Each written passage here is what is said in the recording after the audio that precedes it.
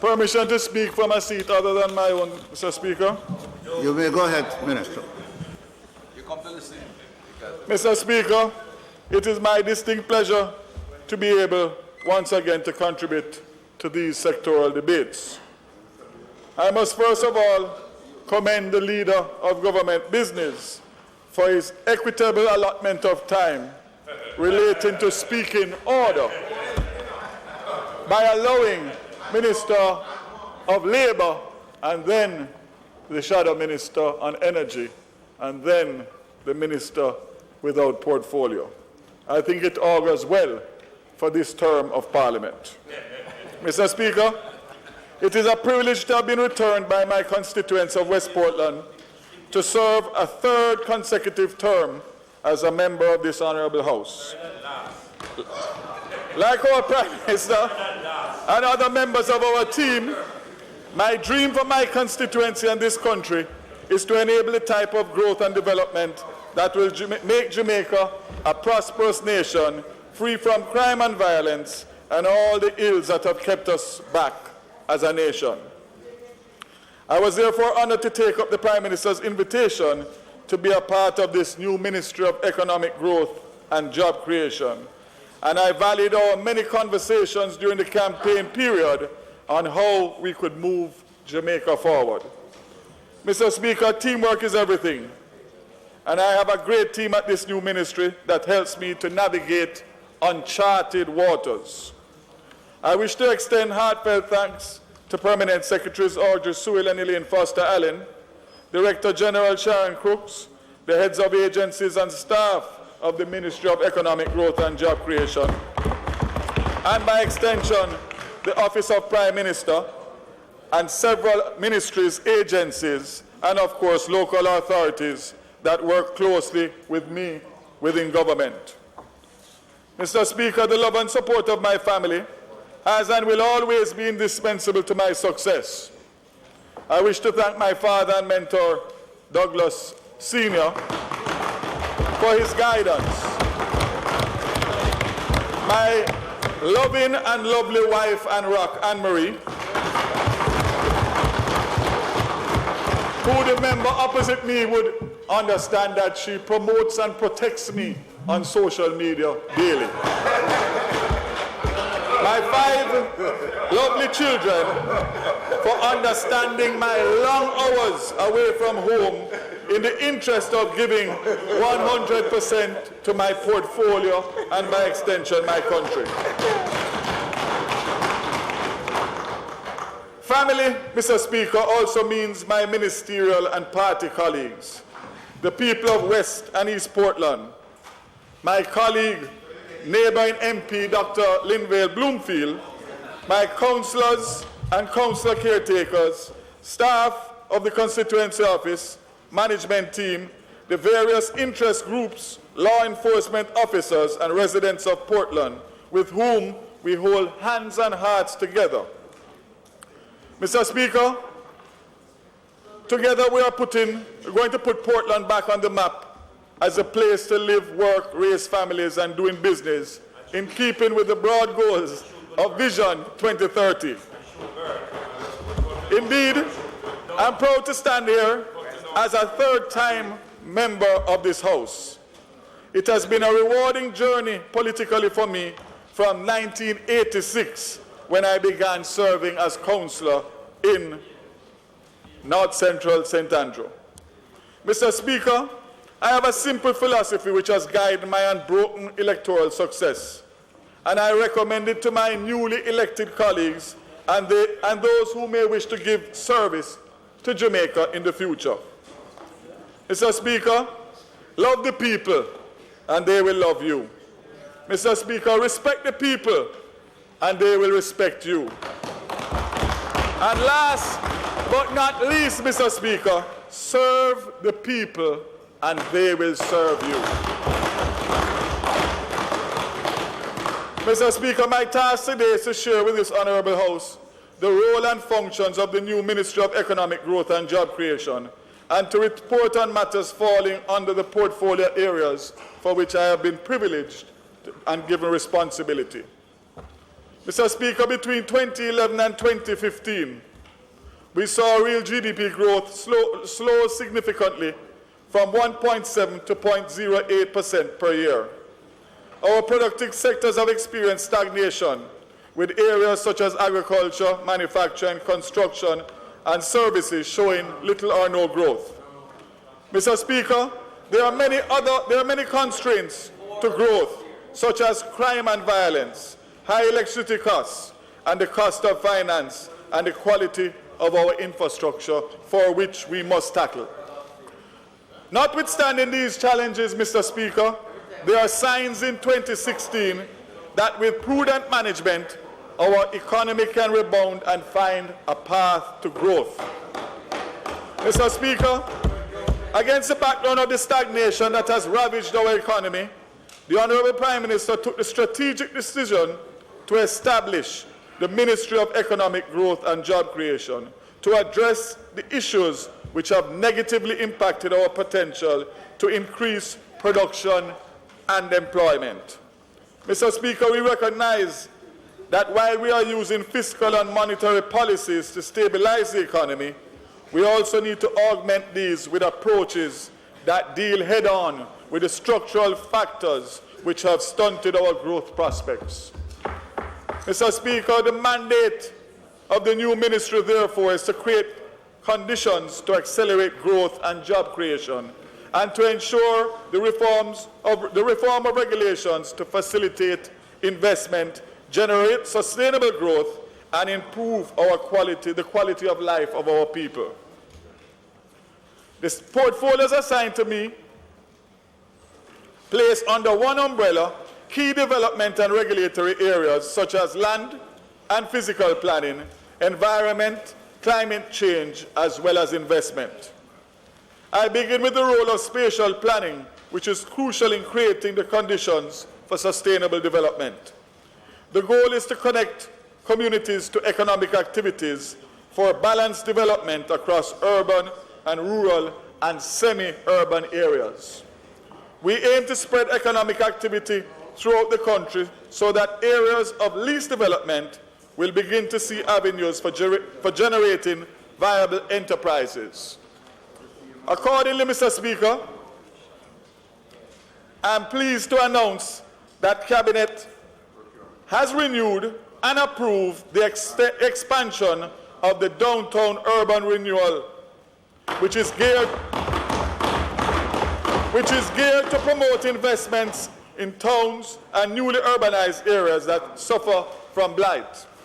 Urban regeneration of our capitals and towns is paramount to attracting other investments and achieving economic growth and job creation. In this regard, Mr. Speaker, the government of Jamaica is committed to the development of downtown Kingston as a major commercial and cultural hub for the country. A key element of this is establishing downtown Kingston as a tourist destination as the country seeks to draw visitors to its diverse culture and historical value.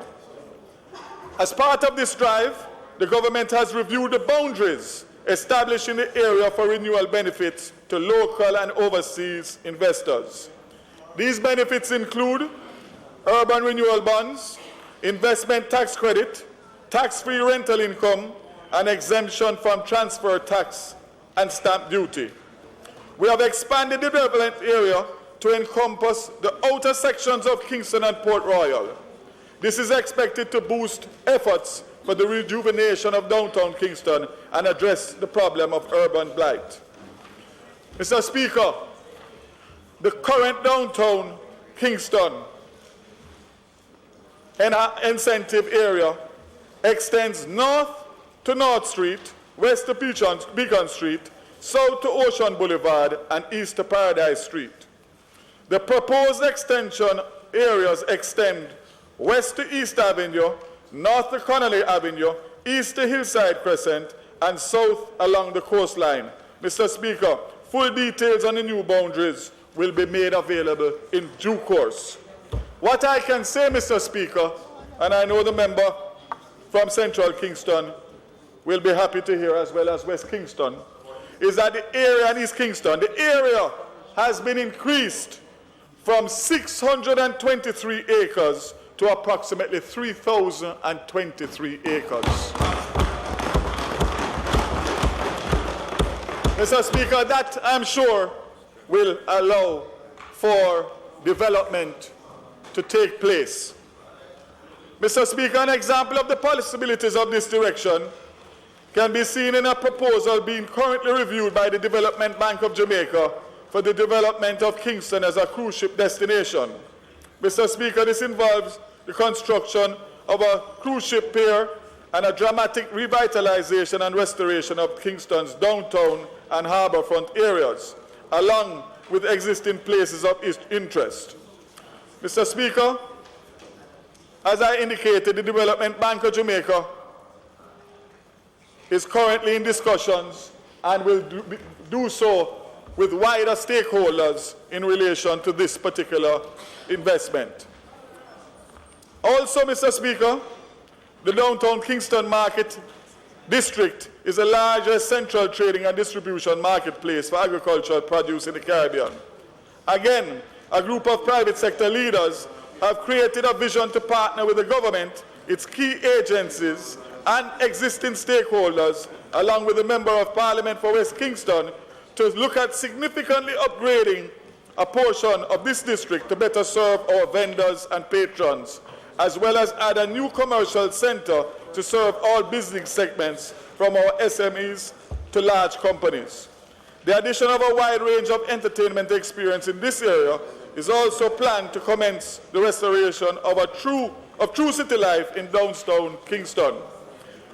Mr. Speaker, the private sector group has shared their plans with us, the government, and are about to visit their earlier presentations and discussions with the Member of Parliament, the KSAC, UDC, and other agencies of government with a view of implementing a public-private partnership for this project.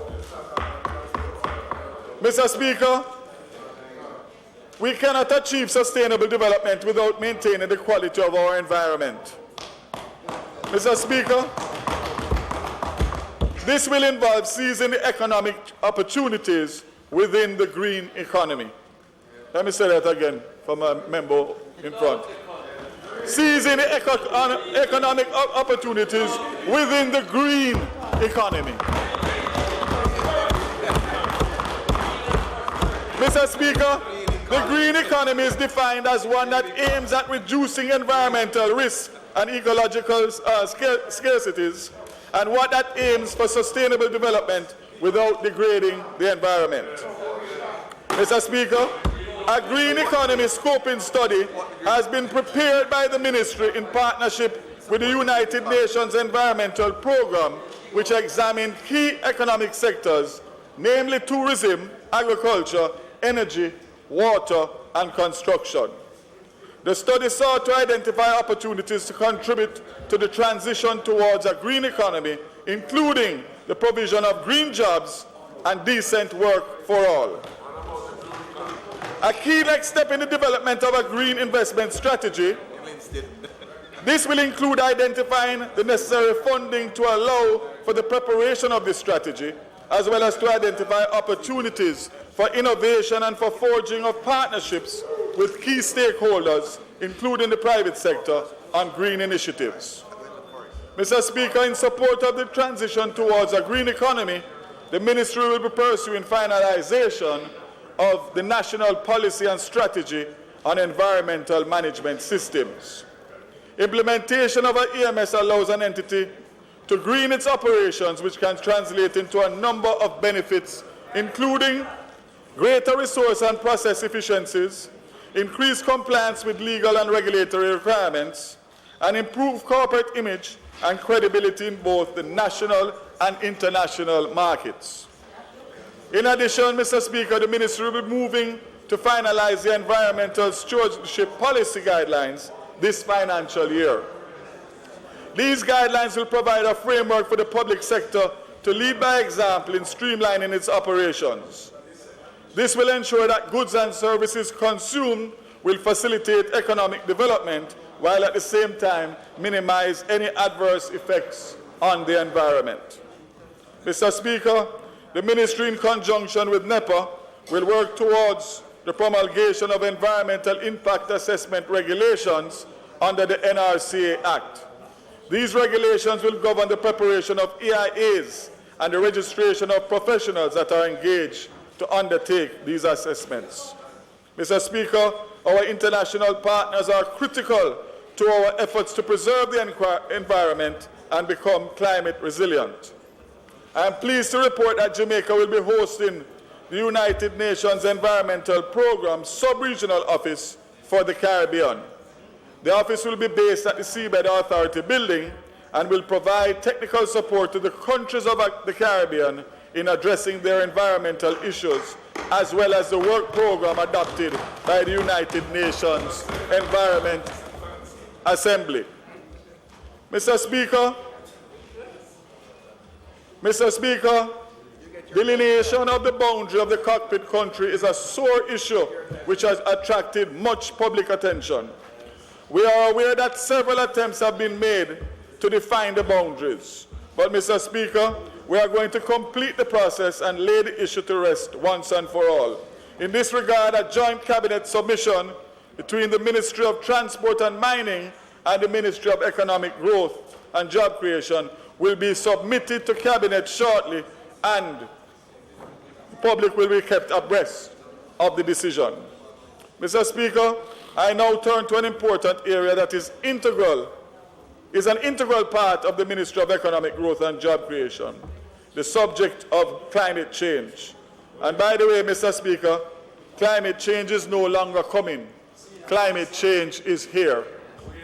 A key responsibility of this ministry is to oversee and support the implementation of the climate change policy framework.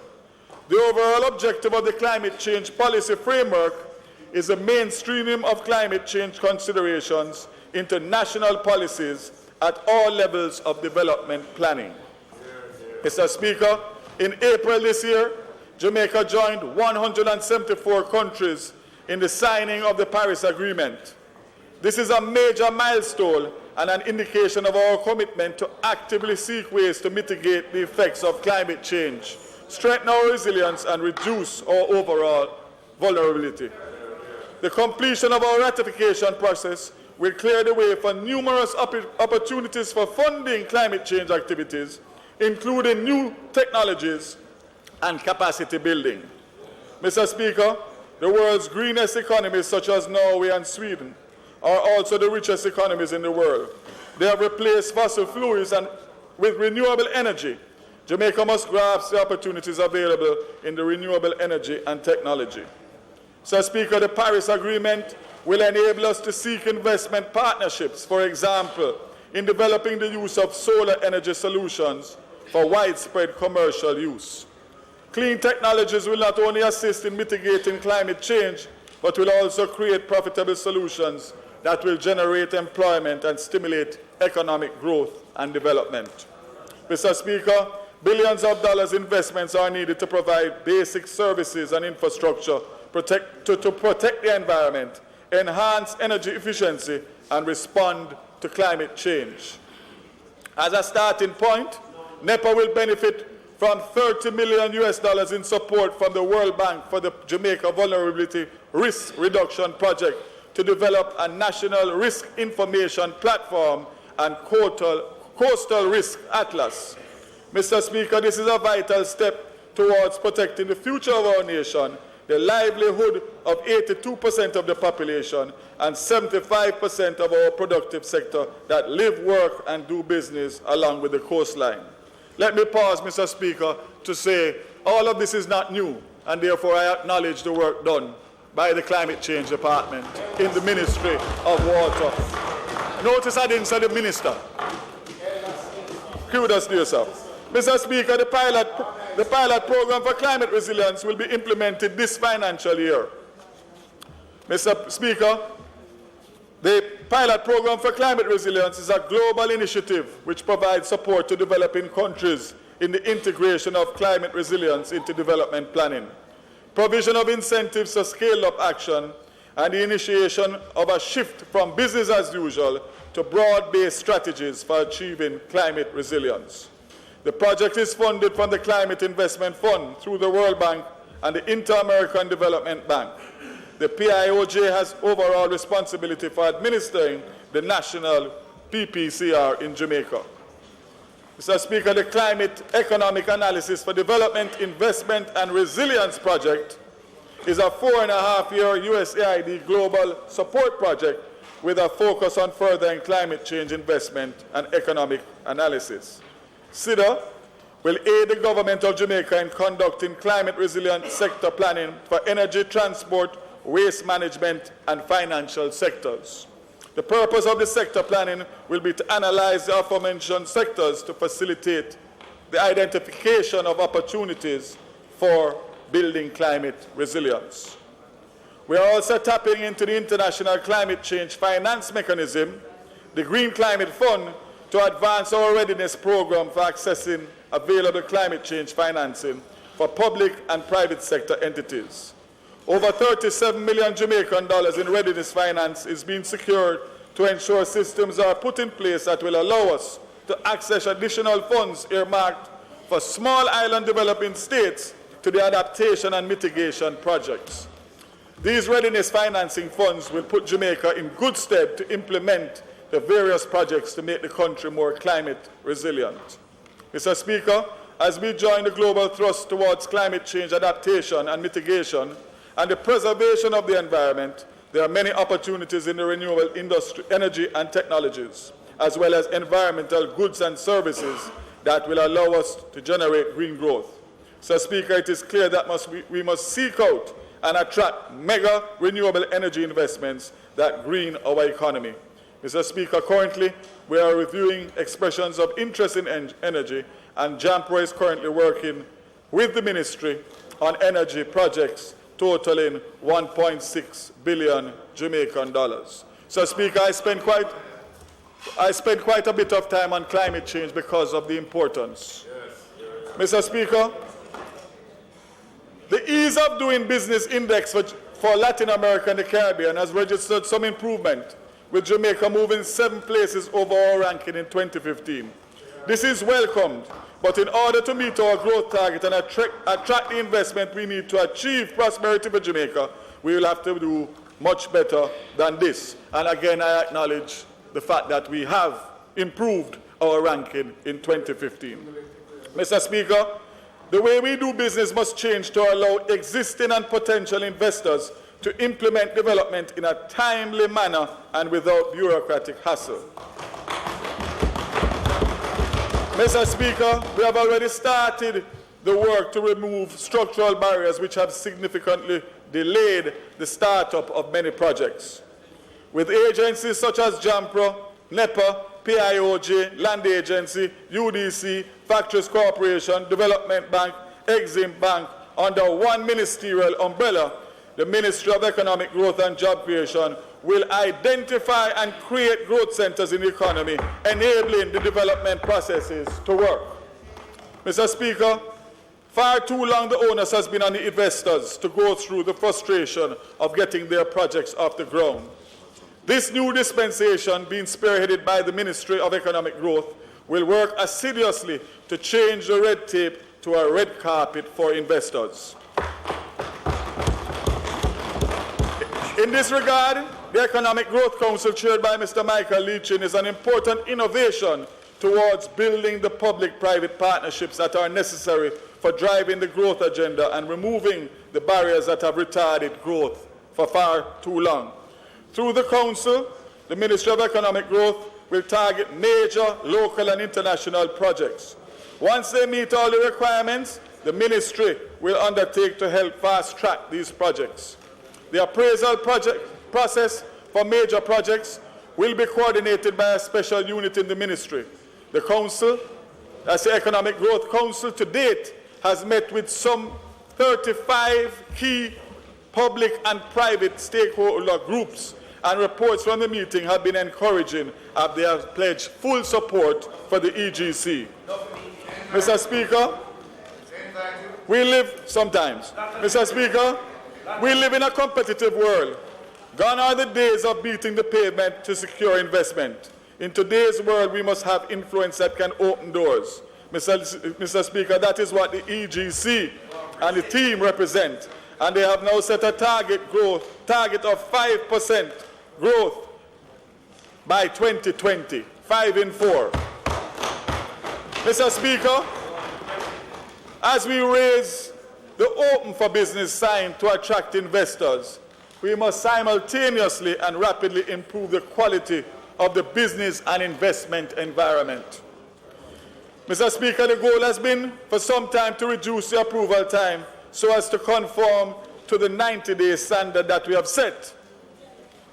Mr. Speaker, as it now stands, the development process can take much longer than the standard that has been set. This continues, despite improvement, to be a major obstacle and a clear disincentive for investors, large and small. Mr. Speaker, this year, we once again aim to expedite the pace at which our development approval process works. A draft implementation plan, including timelines for the implementation of the recommendation, was completed and is now being finalized for cabinet approval and implementation. Mr. Speaker, this initiative will facilitate the quick and coordinated review of applications, especially for the major projects that can impact growth and job creation. Along with this, Mr. Speaker, NEPA is accelerating the upgrading of its application management and data automation, Amanda system, to enhance the development review process in keeping with our 90-day standard and allow development to submit applications online. Hopefully, Mr. Speaker, in not too distant future, developers will be able to track the status of their application online. Mr. Speaker, during my time sitting in this honorable House, there has been an absolute agreement that the time to obtain a land title is far too long and the process much too difficult. Mr. Speaker, this is supported. Mr. Speaker, this is supported by the World Bank Doing Business report, which in 2016 ranks Jamaica 68 in the ease of doing business, but 122 of 168 countries in the ease of registering property. Mr. Speaker, that has to change. The Land Administration and Management Program since 2000 has received significant funding, but has only been able to deliver 800 to 1,500 land titles annually when there are more than 400,000 parcels of land without titles in this country. Mr. Speaker, I know my colleague will agree. This requires an urgent and in-depth review which will inform us as to the necessary policy change needed to significantly improve LAMP. There has been recommendations by the IDB and the Public Sector Master Rationalization Plan of 2011, and they will be considered to guide the policy changes. Mr. Speaker, we are all aware, Mr. Speaker, I'm racing against the clock, but it's beating me, so I'm going to ask for your indulgence.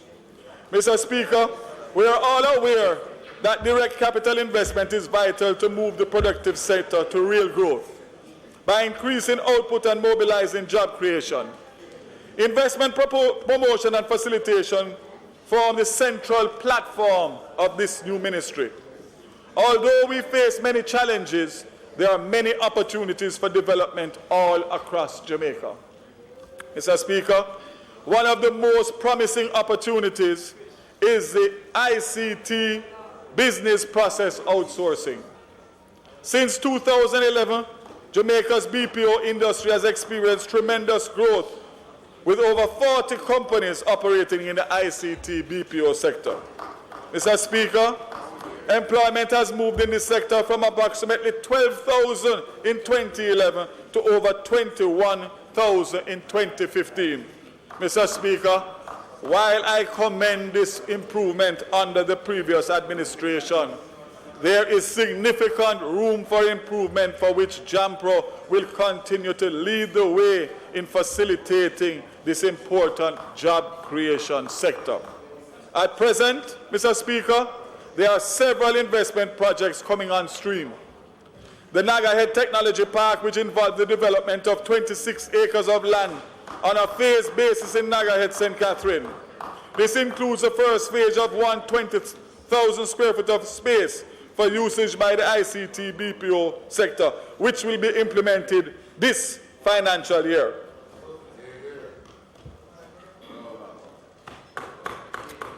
Mr. Speaker, it will offer world-class ICT BPO facilities and also allow for maximum return on investments with the appropriate economies of scale.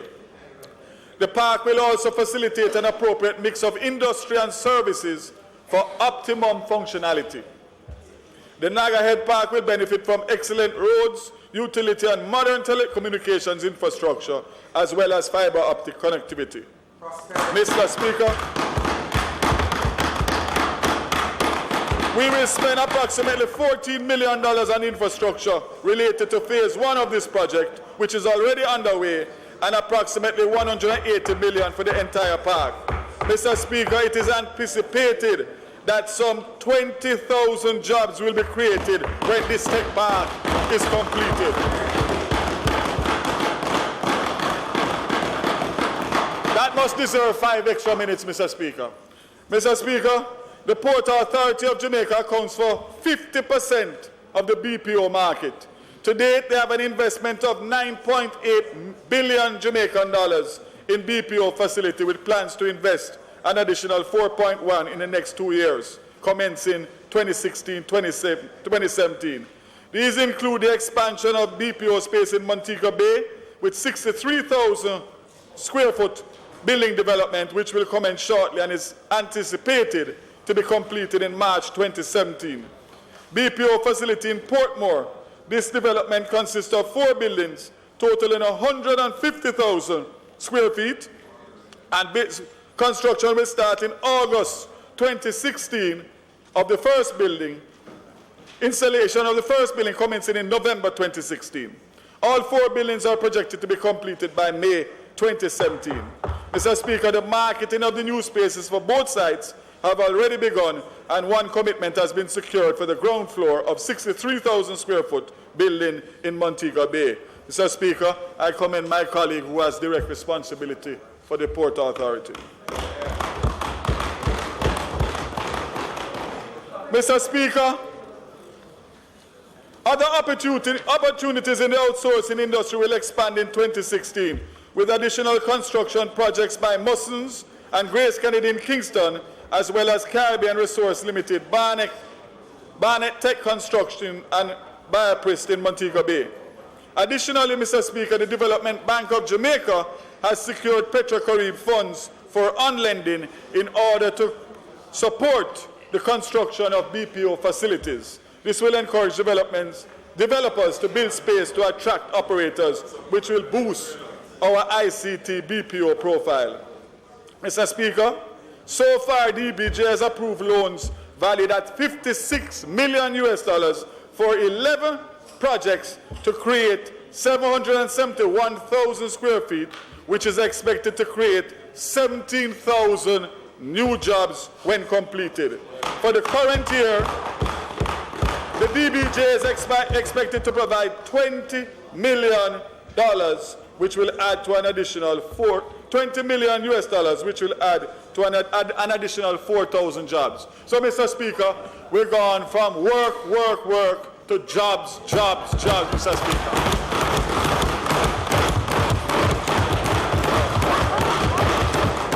Mr. Speaker, Jampo projects. Jampo expects that the total investment this year in this sector will be over $50 million, and that at least 4,000 jobs will be created this year, not including construction jobs. Mr. Speaker, I'd like to point out that investments such as these are not limited to 2 main business centers, being Kingston and Montego Bay. For example, Mr. Speaker, in my own parish of Portland, I have identified a newly constructed 20,000 square foot building in the town of Port Antonio, and it is my intention to work assiduously to finding a BPO operator or call center. Mr. Speaker, this one building has the potential to, at full capacity, to create 400 to 600 jobs. Mr. Speaker, can you imagine the impact and job opportunities for the young school leavers? Can you imagine, Mr. Speaker, if this can be duplicated in other small parishes and townships throughout Jamaica? It is a low-hanging fruit, Mr. Speaker. Mr. Speaker, the Main Street Improvement and Orchards Promenade Development are the final 2 phases of the Turtle River Walk Improvement Project led by the UDC. These final 2 phases will be funded by the TF and are to be implemented in the fiscal year 2016-17 at a construction cost of 350 million Jamaican dollars, with a total direct employment of approximately 100 persons. Mr. Speaker, we also envisage development projects in other tourist areas such as Portland. It is expected that in this fiscal year, a program of rehabilitation for road network in Portland will begin, and this is an interim measure to an overall plan to provide greater access to various areas to get to the parish. Additionally, Mr. Speaker, I'm working closely with the NWA, TF, and TDPCO to make the interior roads more accessible to allow for more tour operators and advance ecotourism within the parish.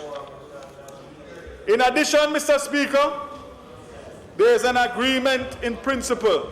Member from East Portland, you need to listen to this. In addition, Mr. Speaker, there is an agreement in principle that has been reached with the Sandals Resorts International to facilitate the reopening of the Dragon Bay Hotel. The existing structure has 99 rooms, and it is intended to expand it to between 200 to 300 rooms with a possible investment of up to $150 million with direct employment of 500 persons. The expected economic impact is some $25 million. But here is where it hinges, Mr. Speaker. And I would like the Minister of Transport and my boss, the Prime Minister, to listen to this carefully. The investment hinges solely on the expansion of the Ian Fleming Airport runway by the government to accommodate regional carriers. Mr. Speaker, the extension of the runway would be a game changer, not only for the parish of Portland and St. Mary, but for the North Coast with easier access for the tourism belt. So here, Mr. Speaker, we go to public-private partnership. Here is an investor that is prepared to spend upwards of $100 million. And we as a government need to make a strategic investment for somewhere between $5 and $8 million. Mr. Speaker, it's a simple mathematics. So I will leave that. Mr. Speaker,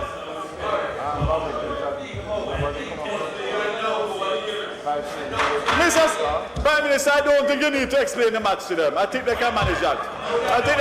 Mr. Speaker. Mr. Speaker, those who know me well and know that I'm a man of many means know that I would never come here and say something like that if I didn't have the full backative.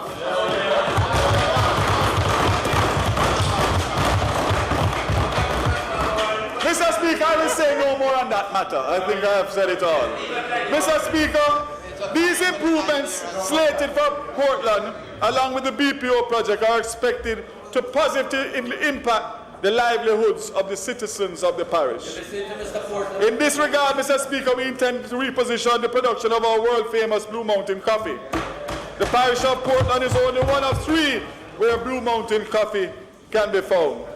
Coffee represents the economic backbone and background of many farmers in my constituency and the parish.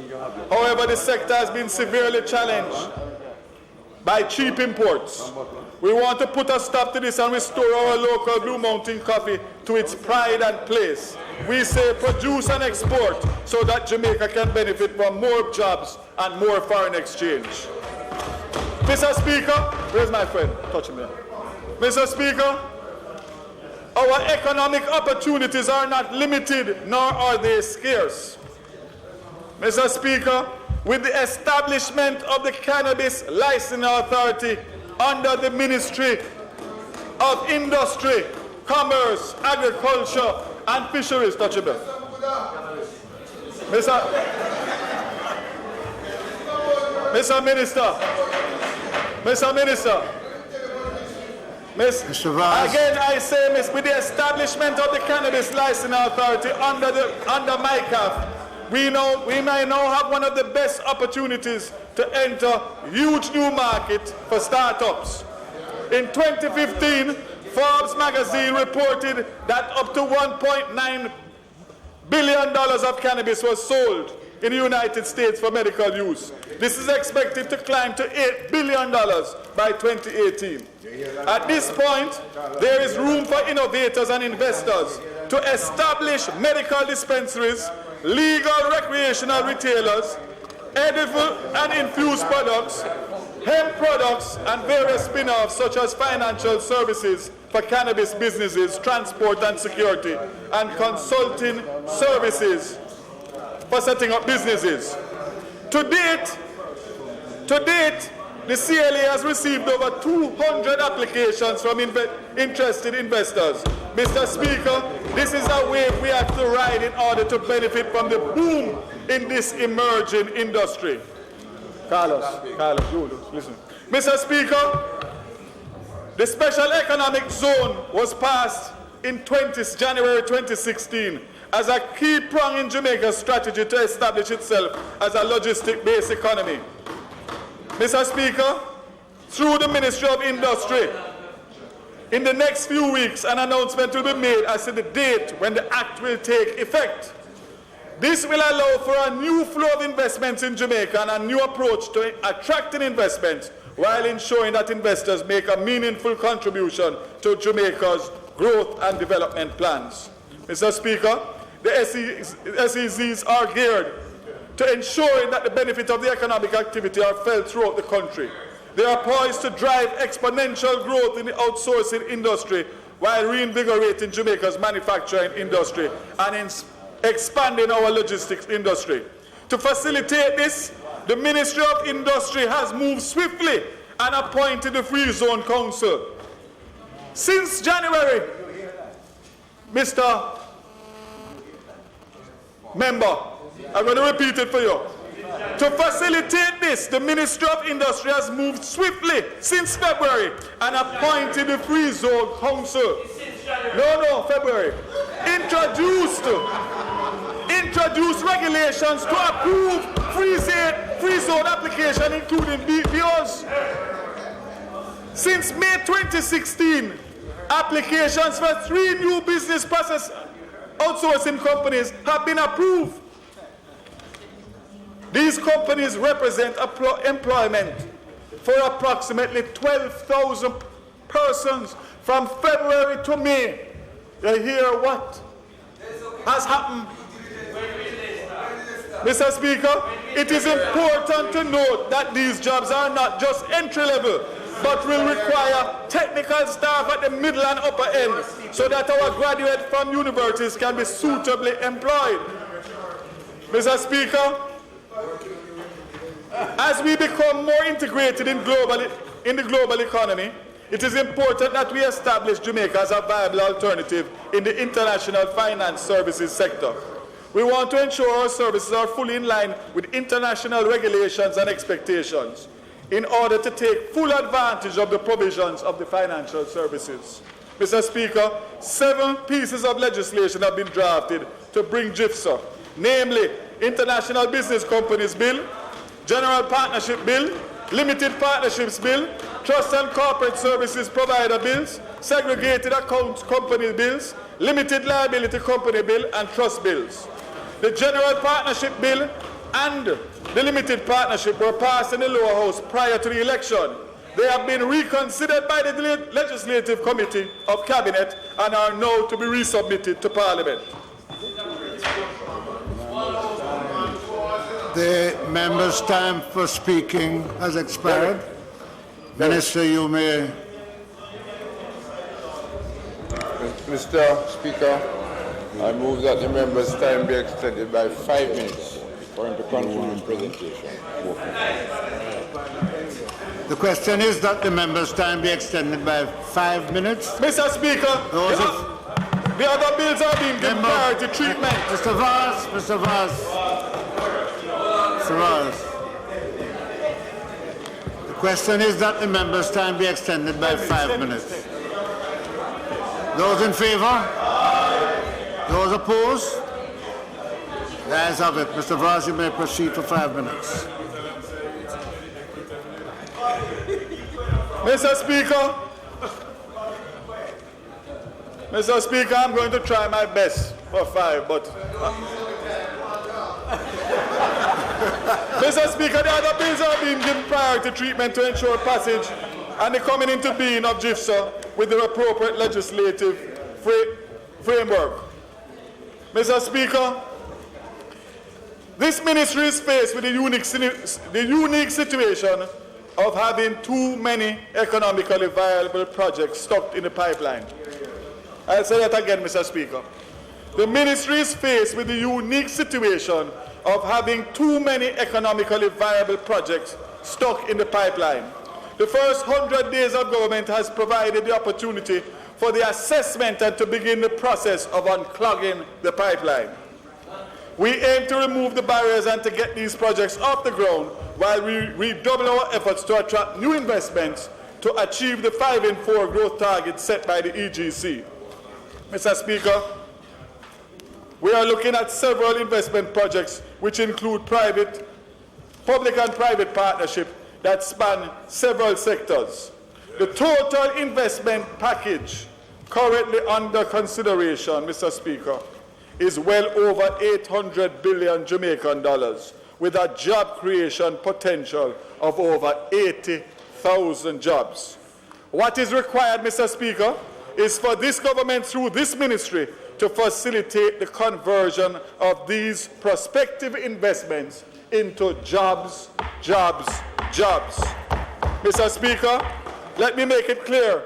This does not include the new drive of this government that will flow from our efforts to attract and facilitate local and overseas small and large investments to Jamaica. In the first 100 days, Mr. Speaker, we have already impacted the movement of many of these projects. Mr. Speaker, I am not one, like some of us in the past, who stand here and speak about all these projects that never come to fruition. So I would prefer in due course, as we unfold them, to update you, Mr. Speaker. But you can take it from me. You can take it from me, Mr. Speaker. You can take it from me that projects such as the Cassava project by Heineken in Jamaica here, P.A. Benjamin, who has an expansion plan for $25 million.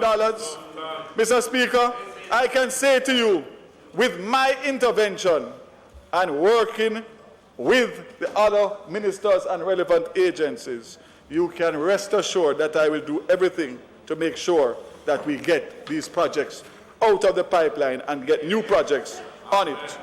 Mr. Speaker,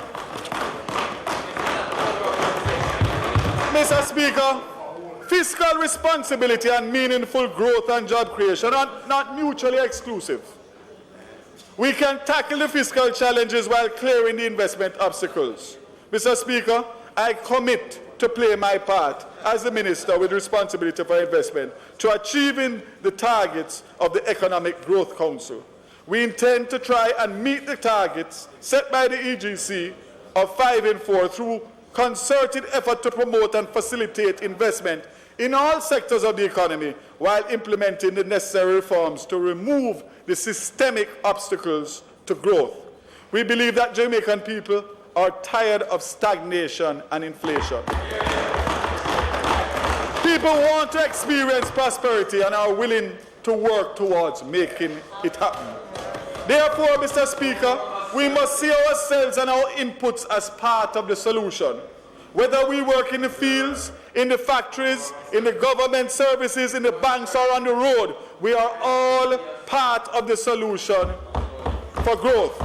Mr. Speaker, I beg you, Mr. Speaker, and members of this House, to let me put a few questions to members of this honorable House.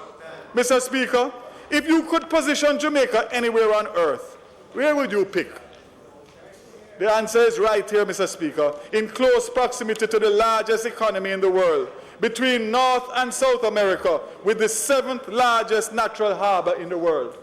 Mr. Speaker, if you could choose the ideal time zone for Jamaica, what would you choose? Eastern Standard Time, the same time as the East Coast of the United States of America. Mr. Speaker, if you could choose any official language for Jamaica, which language would you choose? English. Mr. Speaker, if you could select soil and topography to your choosing, what would you ask for, Mr. Speaker?